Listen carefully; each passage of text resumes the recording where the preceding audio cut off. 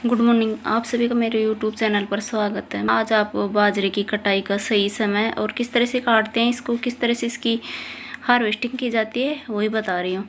ये जब ये लोना स्टार्ट हो जाए उस टाइम पे ये कटने लायक हो जाता है और जो इसकी बाल आ रखे हैं सिट्टे वो पक कर और नीले हो जाएं, वो टाइम सही रहता है इसका। फिर ज़्यादा देर कर देते हैं इसको काटने में तो ये टूट कर और गिरना स्टार्ट हो जाता है।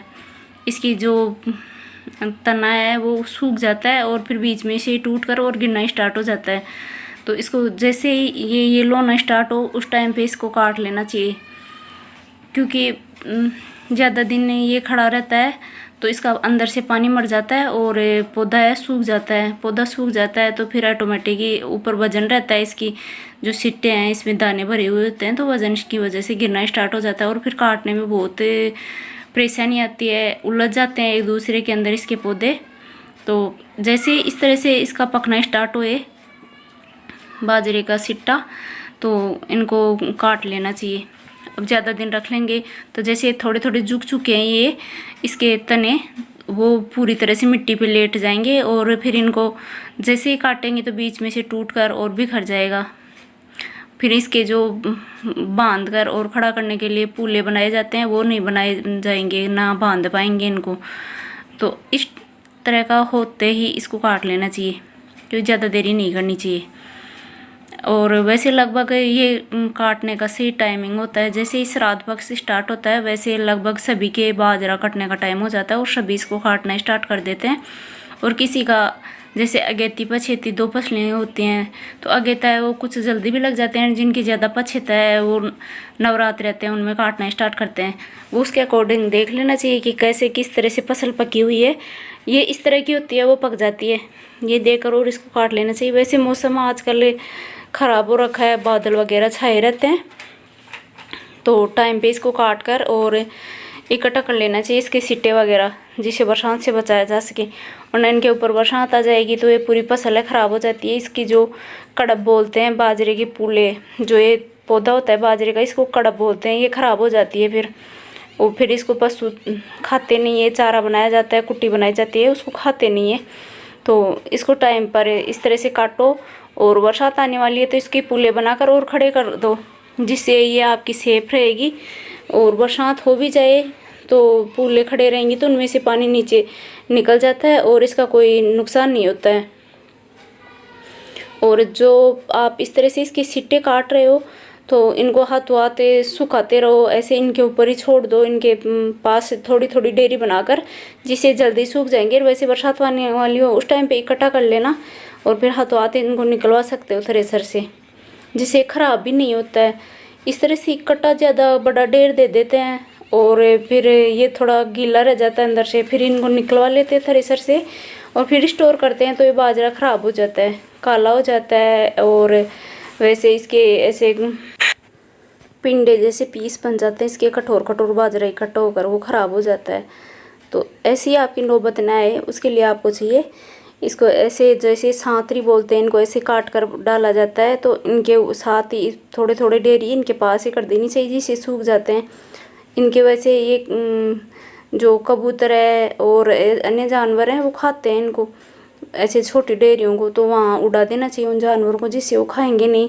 कमेड़ी होती है, फाख्ता, कबूतर, ये इस तरह के जानवर हैं इनको खाते रहते हैं तो इनको उड़ा देना चाहिए और ऐसे ही खेत में सुखा लेना चाहिए। फिर इकट्ठा करके हाथों हाथ निकलवा सकते हो, जिससे डबल बेनिफिट होगा, ज़्यादा टाइम भी वेस्ट नहीं होगा आपका और ये सूख जल्दी जाएगा तो आप जल्दी निकलवा सकते हो। बरसात वगैरह का डर भी नहीं रहेगा और फिर जब आप स्टोर करो तो ख़राब होने का डर नहीं रहेगा।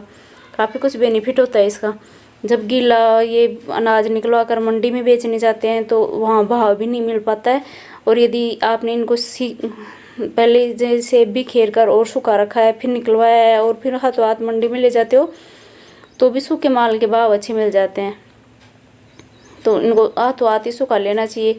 और जैसे ही आपकी ये कड़ब है सूख जाए, इसके भी पूले बनाकर बांध कर और फिर इसको भी खड़े कर देना चाहिए, जिससे बरसात से बचाया जा सकता है। बरसात का इसके ऊपर कोई इफेक्ट नहीं होगा, वरना आपकी कड़ब ख़राब हो जाएगी, ऐसे पड़ी हुई रह गई और इसके ऊपर बरसात हो गई तो काली हो जाती है। फिर काली जो कड़ब होती है उसकी कुट्टी भी काली होती है, फिर उसको खाते नहीं है पशु चारे को। तो इसको टाइम पे निकालो, टाइम पे काटो और इसको जैसे जैसे आप काट रहे हो उतना तक इसको समेटते रहो, क्योंकि किसान 6 महीने तक इसके लिए मेहनत करता है और लास्ट में जब काटने के बाद भी इसको सही टाइम पे समेटा नहीं जाता है, निकलवा नहीं जाता है, स्टोर नहीं किया जाता है तो बरसात आकर और ख़राब कर जाती है। बरसात को कोई भरोसा नहीं होता है कब आ जाए। लगभग जैसे ही ये फसल कटाई का समय होता है उस टाइम पे अचानक बरसात आती है और फिर फसल को ख़राब कर जाती है। खड़ी फसल भी ख़राब हो जाती है, ज़्यादा दिन रह जाती है तो, और जो कटी हुई फसल होती है वो भी ख़राब हो जाती है। तो अब फ़िलहाल तो वैसे बरसात है नहीं, बादल वगैरह तो छाए हुए हैं, तो आप ये अपनी फसल को आराम से काट कर और बचा सकते हो। इसको जितने काट रहे हो उसी को समेटते रहो। एक साथ पूरे जितने खेत हैं उनको आप काट कर समेटना एक साथ चाहो तो नहीं होगा, और ऐसा करना चाहोगे तो आपकी फसल हो सकता है बीच में बरसात आ जाए और ख़राब हो जाए। तो जितनी उसकी कटाई हो, जितनी हार्वेस्टिंग हो, उतने को समेटते रहो।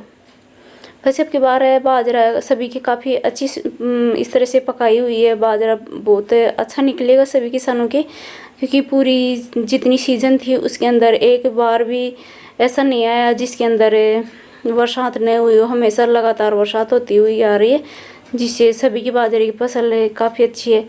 ये है लिजार्ड, पाटागोर बोलते हैं, लिजार्ड बोलते हैं, विस्कोपरा बोलते हैं इसको। ये अक्सर खेतों में देखा जाता है।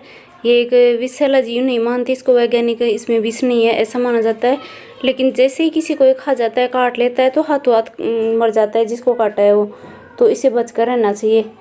और ये इसके कई नाम भी हैं। इसको इंग्लिश में लिजार्ड बोलते हैं, हिंदी के अंदर इसको विस्कोपरा, पाटा घोर, घोरा अलग अलग क्षेत्र वाइज इसको अपने अपने एरिया के अकॉर्डिंग इसको अलग अलग नामों से जाना जाता है, तो इससे बचकर रहना चाहिए। वैसे जैसे इसकी कटाई होती है फसल की उस टाइम पे सरप है, ये विस्कोपरा है, ये काफ़ी निकलते हैं, तो इनसे थोड़ा सावधान रहना चाहिए और अपनी फसल की कटाई टाइम पे कर लेनी चाहिए। ये वीडियो अच्छी लगी हो तो लाइक करना, शेयर करना। अभी तक चैनल सब्सक्राइब नहीं किया तो सब्सक्राइब ज़रूर कर लेना, बेल आइकन प्रेस करना जिससे आपको मेरे नए वीडियो की नोटिफिकेशन मिल सके। और इसी तरह से मेरे प्रत्येक वीडियो में अपना सपोर्ट बनाए रखना। और जो भी आपकी फसल है, कोई भी बाजरा है, मूंगफली है, मूंग मोट जो भी आपने ग्रो कर रखी है, उसको टाइम से काट लीजिए और उसको समेट लीजिए। और मेरी आशा है कि सभी किसान भाइयों की फसल अच्छी होगी। शुरू से एंड तक वीडियो देखने के लिए थैंक यू।